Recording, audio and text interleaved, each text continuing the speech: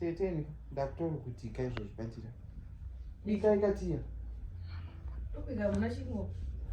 Tete munoita sepi. Nokoti hamuna chingwa ndikunzwa nzara. Saka ukonezo ndo chindoita sei naje. Muita sei kudi. Nokaika mupivi. Nokai mupivi. Nokai mupivi. Nzara. Kaenda kuzonza. Kunza fa. Nzara isi kutomboita. Obiyeleza. Majilim. Majilim. Kumbura mari yechingwa. Kumbura mari yechingwa. Mari yechingwa inamgona tenga chingwa. Amgona tenga chingwa here. Tona kutogona kutenga tuda mari. Munogona kunotenga asi mari hamuna. Ini chakanasorani.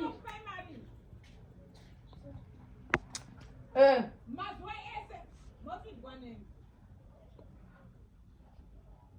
Ini ndakatotenga kasitovu kangu muno ndiri kutozvibikira ndiri muno zvibikirai muri ikoko.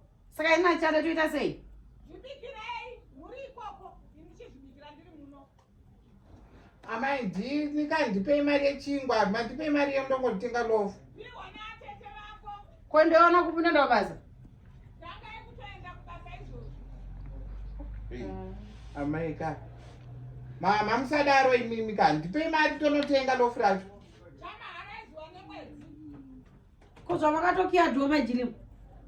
Yana ineni. Vanhu vasinganyare munofidwa nemunhu mumwe chete. Hamunyari. Mikono yakadaro iyoyo unogara pamba isina kana inikamu yainoita. Mama musadaro ufunge nzara yatoti kubata izvozvo makusinayo. Haisati yanyatsokubata inini toilet yangu ndinayo muno. Mubhedha ndinawo muno. Kastovu kangu ndinako muno ndikuzviwedzesera mubhedha kuno. Manje tete wakufa nenzara. Hamene ikoko chero siparazi. Naisiparazi. Ndova naitochema kuti mwana wangu mukomana mudiki.